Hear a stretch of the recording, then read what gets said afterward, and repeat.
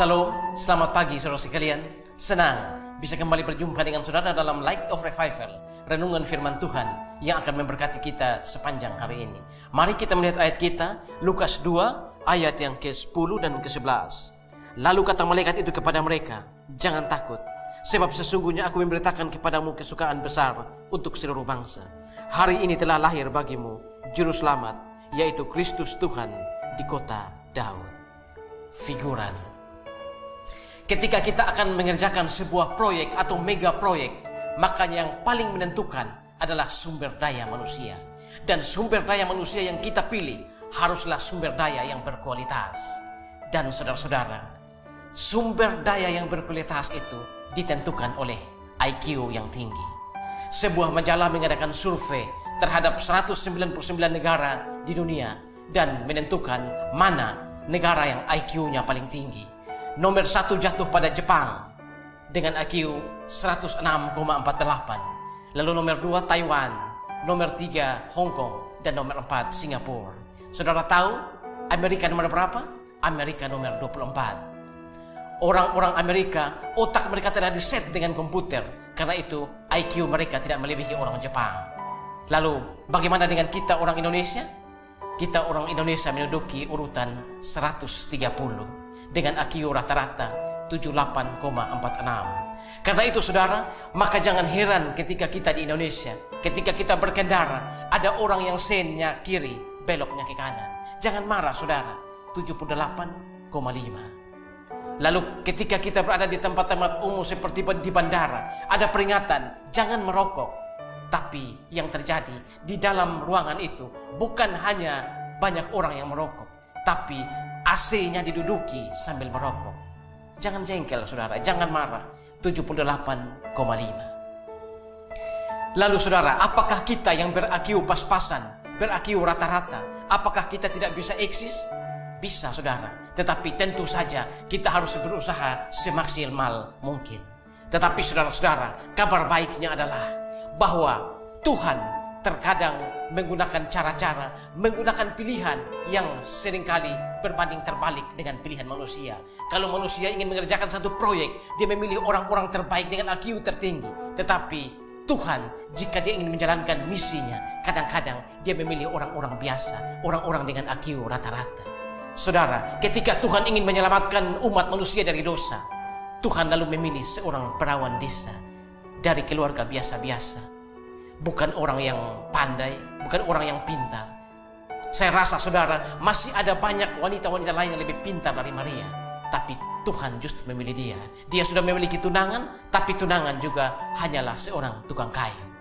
Lalu saudara, ketika Maria melahirkan bayi Yesus, Sang Mesias itu, kabar pertama yang diberikan hak untuk memberitakan tentang kelahiran Sang Mesias itu, justru disampaikan kepada para gembala-gembala. Saudara-saudara, tahukah saudara bahwa gembala di Palestina pada saat itu mereka adalah warga kelas 2, dan mereka ini adalah orang-orang yang tidak dianggap kesaksiannya di pengadilan atau kesaksian mereka tidak dianggap bahkan di dalam masyarakat pun.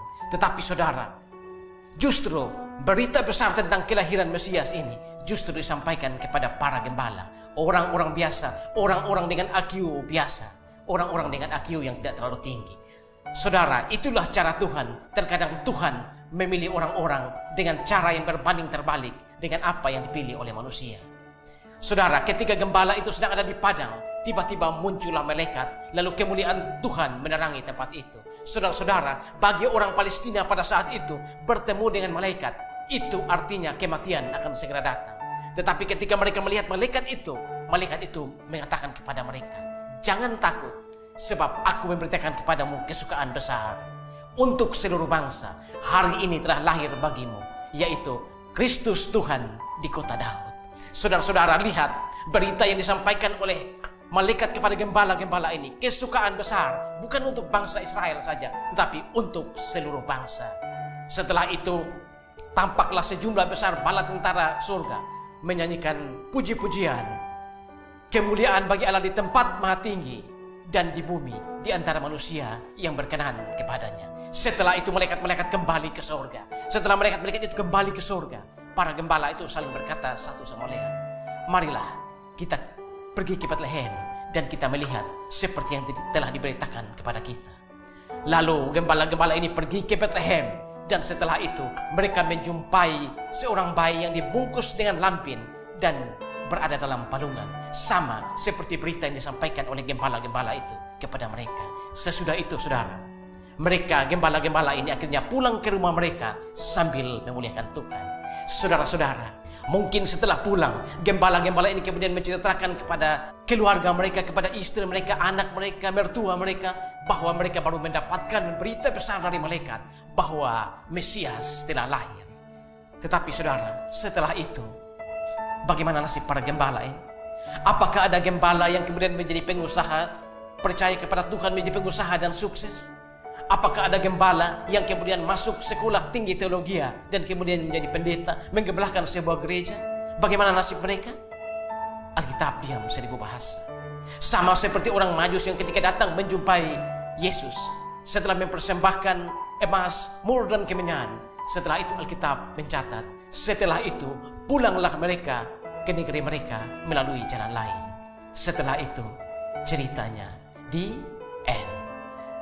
Kita mencari di sepanjang Alkitab, gembala dan para Majus tidak lagi diceritakan. Yang justru diceritakan adalah anak itu semakin besar dan semakin bertambah hikmatnya. Mengapa Alkitab diam seribu bahasa tentang nasib para gembala-gembala dan para Majus itu? Karena mereka hanyalah figuran atau peran pembantu. Sedangkan aktor utama, pemeran utama adalah Yesus Kristus. Tetapi saudara-saudara, sekalipun hanya peran pembantu, sekalipun figuran, sebuah drama atau film tidak akan bisa berjalan dengan baik tanpa peran pembantu atau figuran.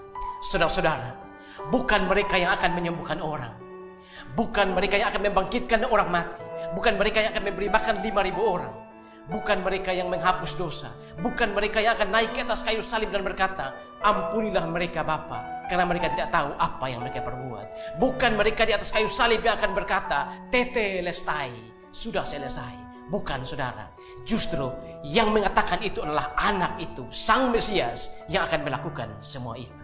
Saudara-saudara, di dalam dunia ini, di dalam hidup kita ini, ada begitu banyak orang yang dipakai Tuhan secara luar biasa. Billy Graham, penginjil besar itu, John Knox, Johannes Calvin, Martin Luther, Zwingli, dan ada begitu banyak orang-orang yang dipakai Tuhan secara luar biasa. Pengaruh mereka begitu luar biasa, pelayanan mereka begitu luar biasa, bahkan pengaruh dan kata-kata mereka sanggup untuk membakar dunia.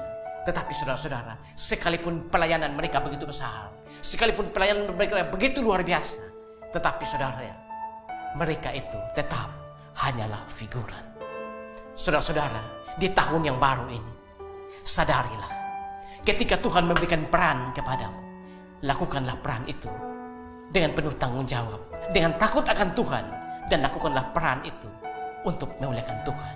Dan jika Tuhan memberikan peran kepadamu, sebesar apapun peran yang engkau lakukan, sebesar apapun pelayanan yang engkau lakukan, sehebat apapun pelayanan yang engkau lakukan, seberapa banyak jemaat yang engkau gembalakan, jangan sombong, jangan tinggi hati.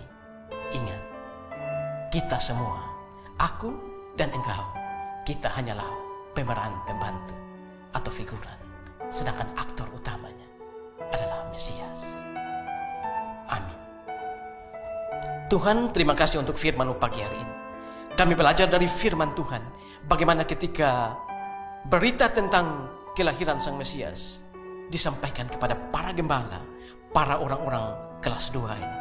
Tetapi saudara, di sini kami belajar bahwa mereka ini hanyalah sebagai peran pembantu. Karena itu Tuhan, biarlah kami juga belajar dari firman ini, bahwa sebesar apapun pelayanan yang Tuhan berikan kepada kami, sebesar apapun peran yang Tuhan berikan kepada kami, biarlah kami menyadari bahwa kami hanyalah figuran, sedangkan aktor utamanya adalah Yesus Kristus. Terima kasih Tuhan. Amin. Saudara, saya terus mengajak saudara untuk menjadikan firman Tuhan sebagai pelita dan terang di sepanjang jalan hidup kita. Selamat tahun baru, saudara.